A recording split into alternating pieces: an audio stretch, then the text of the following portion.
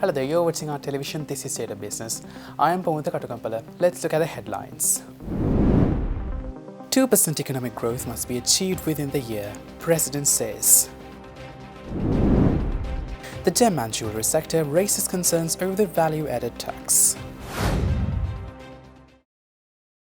Welcome back, you're watching State of Business. Now let's have a detailed look at your stories. President Ranil Wickremesinghe said that the main task this year is to ensure 2% growth. He also said that the government is committed to reorganize the vocational training to have 9 vocational training boards for each province to better equip youth for the job market. The president said this while speaking to a group of students from the University of Jaffna recently. Everyone must do not subsistence agriculture. We'll push them to do modern agriculture over the next 4 or 5 years. So there again, the universities have a role to play in agriculture. You should be some of the centers. Basically, Jaffna University should be the center for the north. Then we have asked the universities to expand, and we are going to put some new universities by the government, and there will be private, non-government universities which will go on to the newest technology. We must have that technology. The Industry 4 technology, the digital technology, AI. So let's just keep producing them. Just imagine the number of people who can't get into who are qualified, who can't get into the medical faculty. Then we are going to reorganize the vocational training and have 9 vocational training boards for each province. And then you all can train for the market. We'll bring the NITA, VTA, Youth Council, then even Youth Co, all those ones will be brought under this. So you all can start off on that. So in education development, the different provinces will have to do in accordance with national policy. But we are trying to find some more new areas. So with these people will come and start manufacturing. We are trying to make Colombo and Trincomalee good harbors to serve South India. So we become a regional logistic hub. So you have to think of it. People will come and shout. But that is not doing them. What is the main our task this year? Just to ensure that we have 2% growth. In a 4-day official visit to the northern province, President Ranil Wickremesinghe visited the Punarine area, participating in discussions and touring key sites as part of the Punarine Town Development Plan. At the Punarine Divisional Secretariat, President Wickremesinghe assessed the Punarine Town Development Plan presented by the Urban Development Authority. During the visit, President Wickremesinghe emphasized the importance of promoting the tourism sector and enhancing infrastructure for renewable energy generation projects in Punarine. The President also toured the Punarine Fort, a historic site, and visited the Vanni Cashew Production Company. This high-quality establishment is managed by a young woman with a background in mechanical engineering. The President praised the company for generating employment opportunities for youth affected by the war. The President acknowledged the significant contribution of this enterprise to the national economy and commended it as a commendable example for other young individuals in the country.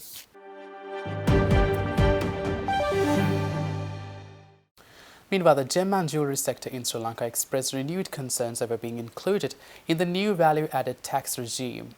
The industry, celebrating its rich legacy, achievements and future potential, voiced apprehension while the government assured its commitment to boost earnings. The 3-day Facets 2024 exhibition, featuring over 100 stalls and several pavilions highlighting Sri Lanka's gem and jewellery legacy, kicked off in Colombo last Saturday.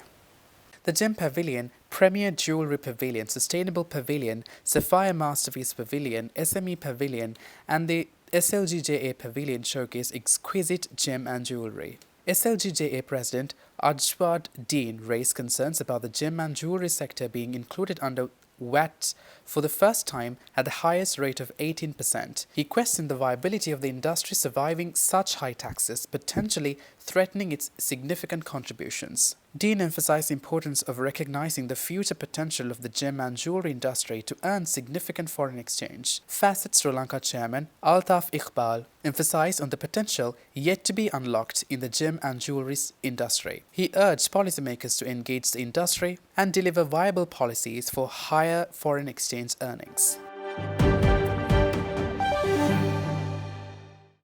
Stay tuned for more stories after this short commercial break.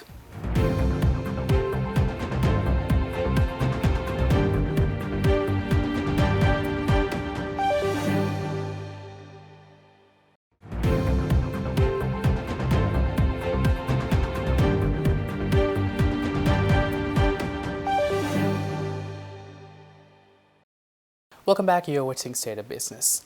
Now, speaking at Facets 2024, Minister of Industries Dr. Ramesh Patirana said that it is important to make sure that the private sector has to be empowered in order to increase the foreign exchange earnings of the country.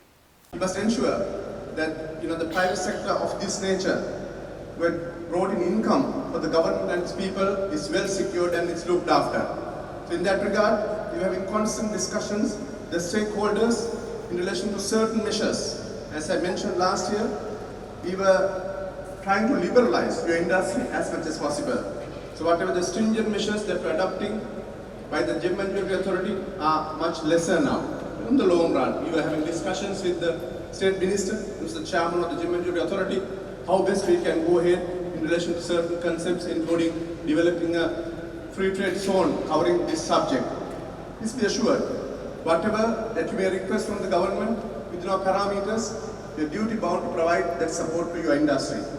This, which has a very long history, the history of 2,500 years, which is going through a bit of a turbulent time as at now, but I'm quite sure, I'm quite convinced that with able set of people who are in the industry starting from the ground level to the level of exporters, we should be able to gain much for the country in time to come.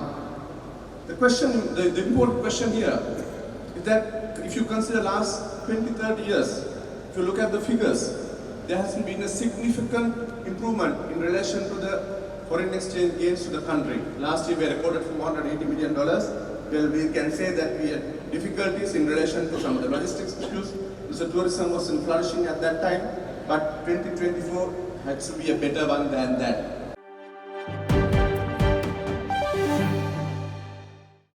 Meanwhile, Power and Energy State Minister Indika Anuruddha revealed that a reduction in electricity tariffs is on the horizon with expectations of implementation by the first week of February. He said this speaking at a press conference held at the Presidential Media Centre recently. The State Minister mentioned that the necessary data to support the tariff reduction has already been submitted to the Public Utilities Commission of Sri Lanka. State Minister Anuruddha outlined a comprehensive new generation plan aiming to procure nearly 600 megawatts of electricity from renewable sources in 2024. The focus is on hydro, solar and wind power to reduce electricity bills and increase the share of renewable energy in the country's power generation. The State Minister highlighted amendments to the Electricity Act and the introduction of a new act prioritizing high-quality consumer service. The new legislation incorporates provisions related to consumer protection and regulation. The generation plan sets an ambitious target of achieving 70% of electricity from renewable sources, with specific projects in Mana, Punareen and Hambantota. To align with the goals for 2024, new employee recruitment for the Ceylon Electricity Board has been halted. The focus is now on incentives and promotions based on performance, while pensions and provident funds for existing employees will remain unchanged.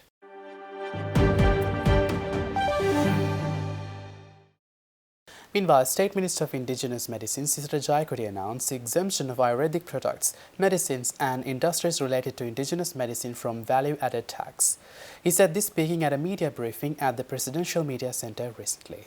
Minister Jayakody highlighted the approval of the Cabinet for the establishment of a special bureau dedicated to ensuring the sustainability of the indigenous medicine system. The State Minister also discussed the Ayurveda Corporation's plan to introduce Ayurvedic healing centres as part of a transformative change in the field of indigenous medicine. These centres will be staffed by graduate-trained massage therapists and aim to provide physical healthcare services both domestically and internationally.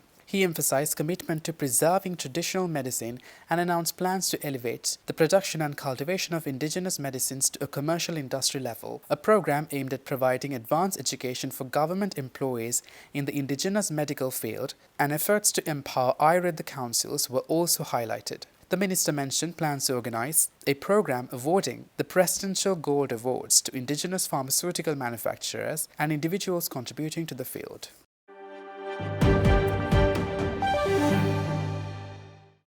Stay tuned for the stock update.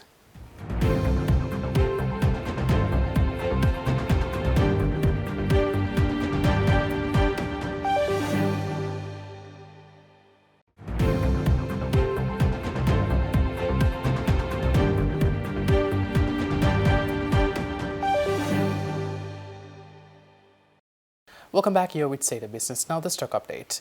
Trading at Colombo Stock Exchange ended on negative notes today. The all share price index dropped 30.72 to close at 10,719.64 and the S&P SL 20 dropped 10.04 to close at 3,072.36. The turnover was 0.5 billion rupees, over 45 million shares were traded. Coming up next are forex rates.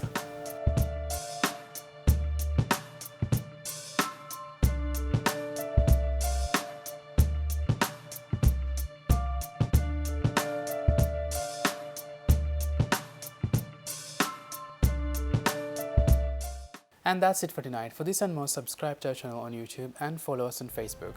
Thanks for watching. Take care.